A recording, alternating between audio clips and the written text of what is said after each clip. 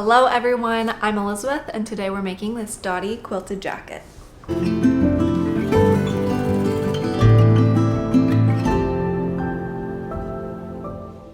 First up, materials. Now you're obviously going to need a quilt for this quilted jacket. You could buy one brand new, but those are hundreds of dollars. I found this one at Goodwill. You could also look at your local thrift store. You could look at antique shops, flea markets, Facebook Marketplace. Maybe your grandma has one that you could chop up, but you just want to make sure that it's nice and soft, not too rigid, and give it a good wash. You're also going to need the other basic materials like a sewing machine. I'm using a heavy duty needle just because it's a little bit of a thicker material, but also like pins, clips, chalk, scissors. I am going to be using my overlock machine. You don't have to. You could just use a zigzag stitch, but I'll just be using mine. We're also going to be using a lot of bias tape in this project. You could buy it from the store pre-made, but I just prefer to make it ourselves because we'll be needing so much and it just saves on costs. So you're going to need about a yard of cotton, linen, just a woven fabric in the color of your choice to make bias tape, and we'll be doing that later on in this tutorial. And most importantly, you're going to need the Dotti quilted pattern. This is linked in the description below, and this is the pattern that we'll be using to create this jacket. Okay, let's get started. To make the bias tape, take your square of 22 by 22 inches and cut it on the diagonal to make two identical triangles. I'm using pattern weights to secure down the square to make sure it doesn't shift while I'm cutting and to just make sure everything is even. Take the two adjacent sides and line them up, pin them in place, and sew them together. Iron down the seam allowance, and then we're moving on to the strips. Here I'm making 2-inch strips along the long side of this trapezoid. You want to make sure that you're marking on the wrong side and just double check everything. Make sure it's all 2 inches along the whole entire width and just make sure everything is lined up right. Fold in the flaps, and then you're going to want to make sure that the two edge strips are off center. So pull those apart slightly and gently just to make sure that they're off center because that's where you're going to be cutting to make a spiral. Sew the seam allowance, iron it, and then you can start cutting along where you made the chalk marks. Then you're going to take the 25mm bias tape maker and then just iron it down so it's nice and crisp, and there you have your bias tape. Now let's move on to cutting the pattern. You're going to lay out your fabric and make sure it doesn't have any wrinkles. Lay out all the pieces and cut them out, but make sure the pockets are on reverse as well as the front pieces. The sleeves are going to be on fold, and you're going to end up with your back piece, 2 sleeves, 2 pockets on reverse, your collar, 2 front pieces on reverse, and your bias tape. Take your back piece, front piece, and put them good sides together. Line up the shoulder seams and pin them in place. Just make sure the corners line up nicely and pin along both sides of them. You're going to sew it with a 1/4 inch seam allowance, and don't forget to backstitch on both ends. I like to cut off the seam allowance just to get rid of some bulk, and we're going to measure out our bias tape so that we can encase the seam allowance. Pin the bias tape in place. You don't need to open it up all the way, but just make sure that it's encased nicely, and then we're going to sew along both sides of the seam. Make sure the top thread matches your bias tape and then your bobbin thread matches the good side of your fabric. I forgot to change mine here and I wish that I changed it. Do the exact same thing on the other shoulder and just use your fingers to feel around where the seam is so that it is encased exactly in the middle. Here's what the jacket looks like so far on the inside, and we're going to flip it so that the good side is facing us, and then we're going to match up the sleeve good sides together. Take the center of the sleeve and make sure it lines up with the shoulder seam and pin it in place. Since it is a curve, it feels a little wonky to pin it together, but just trust the process.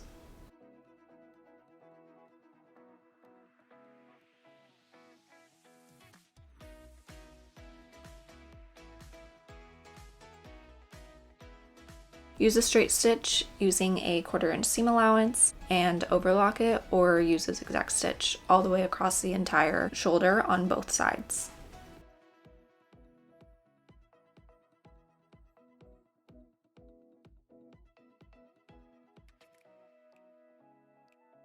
Here's what our jacket looks like now that the sleeve is attached. And now we're going to line up the armpits and just match up the corners so that they fit nicely and pin along the entire length of the arm and the side seam. Do that on both sides, and now we're going to stitch it and then overlock it. The exact same thing that we did with the shoulder. Again, here's where to sew it. All right, here's what the inside of our jacket looks like. This is when we can now put it on and see how it feels, adjust it if we need to. If you need to take it in, go ahead and do that now. But now we're going to move on to the collar. This is when we're going to be putting on the bias tape.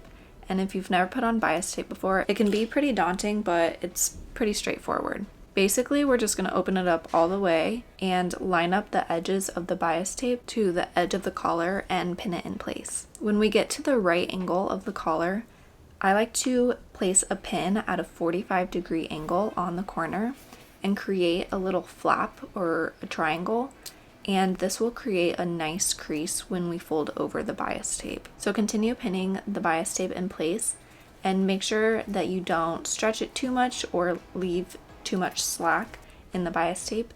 This is really important so that you don't leave ripples on the curves. I am still learning how to do this, but each time I do it, I get better, so it just takes some practice. Again, at the corner, place a pin at a 45-degree angle, right where the corner of the fabric is, and fold it over to create a little flap.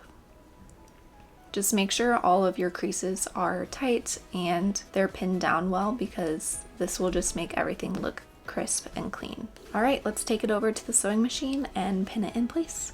Sew along the crease of the bias tape, and don't forget to backstitch at the beginning. And when you get to the corner, you're also going to backstitch so that you can flip over this flap without it getting caught in your stitches. The corner can be a little tricky, so if you're having problems, just look up a simple YouTube video of how to do it. Again, I'm still learning how to do this, so I'm not a professional, but this is what I have learned so far. Again, when you get to the corner, just try to be exact as possible, placing the needle as close to your stitches as possible, and this is what it should look like. When we fold it over, it should create a little crease like this. Again, I like to cut off any extra fabric that's extra bulky. That way it doesn't prevent us from folding over the bias tape, because now that we're going to fold it over, we're going to pin it in place. I like to take my clips and just make sure everything is lined up nicely. The edge of the bias tape should line up exactly where the seam already is. So just pin it in place, and we're going to stitch over it. Here's what our collar should look like. It looks very nice on both sides, the front and back, and you shouldn't be able to see any seams. Now we're going to do the exact same process on the pockets. Again, placing a pin at a 45-degree angle since the pockets are cut at 90 degrees. And just take your time placing the bias tape around the pocket, making sure everything lines up nicely, and just take your time.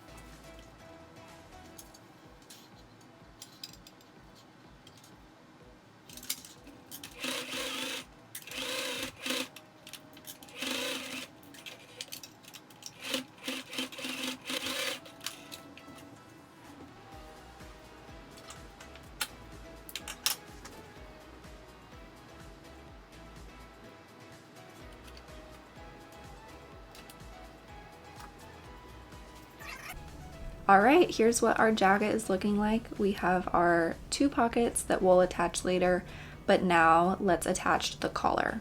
So in order to do that, flip over our jacket so that good sides are together. Place the center of the collar to the center of the back.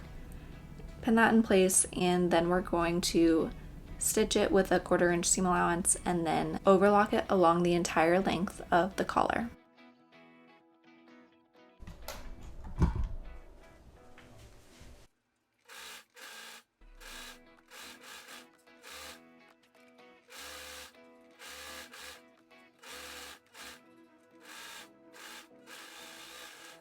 If you're going to be omitting the bias tape along the length of the front panels like I am, then go ahead and overlock the edges of the front panels because we're going to be folding that in and we just want it to not fray. So here I am just overlocking the length of the front panels on both sides.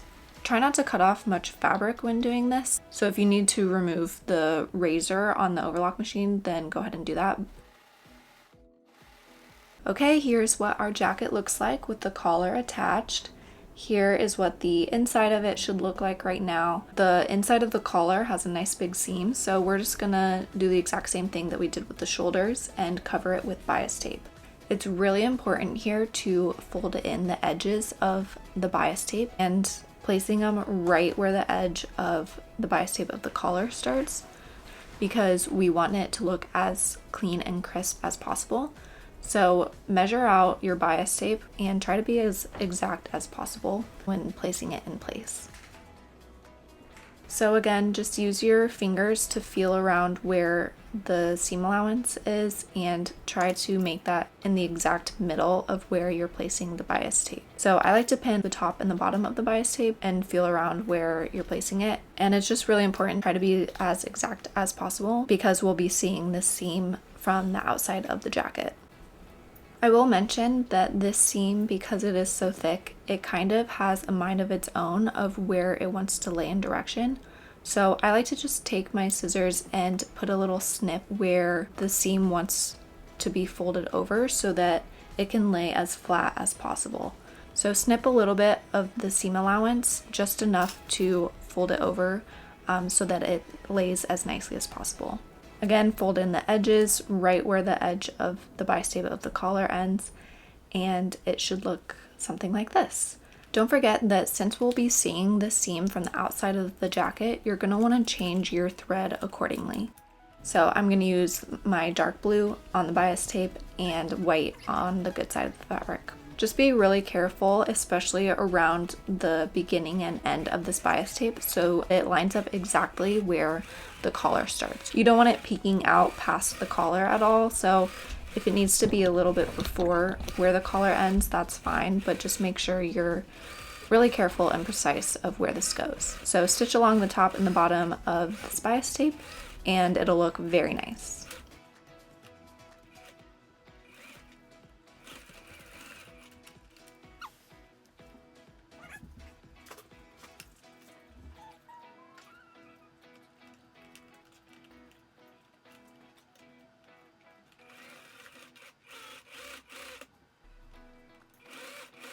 When stitching along the bottom of the bias tape on the collar, if you have a label you want to include, this is where we're going to put it in. So just place where you want your label to be, and don't forget to backstitch over where the label is. I like to include it in the center back, but feel free to put your label wherever you'd like. I've put it on the edge of my pocket before, and I think that looks really nice, but here I'm just putting it on the inside of the collar.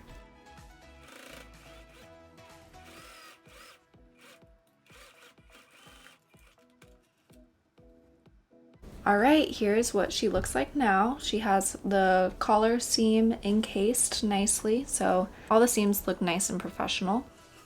If you're gonna be including the bias tape along the edge of the front piece, go ahead and do that now. But I actually will be folding in the front pieces just because I think that'll look nice. But if you do that, it's really important to fold down this edge piece, this seam of the overlock stitch, and fold it in by 1 inch on both sides. So fold it in, pin it down, and then we're just going to use a straight stitch with a 1-inch seam allowance along the entire length on both sides. So you're stitching along the entire length of where the overlock stitch is. Okay, here's where we're at with the jacket. We just need to add the bias tape to the hemline, the bias tape to the sleeves, add buttons or snaps, whatever you're using, and then lastly attach the pockets wherever we want, and that is our jacket. So yeah, let's finish it up. When attaching the pockets, I like to attach it using 2 rows of stitches on the bias tape. Here is what our jacket looks like, and I included 4 buttons along one side of them. If you wanted to make the jacket reversible, and instead of folding in the front piece by 1 inch, you would attach bias tape on the edge of it. Then when you open up the jacket, you would attach bias tape along the entire length of the shoulder seam and entire length of the arm and side seam. Okay, here's our Dotti jacket.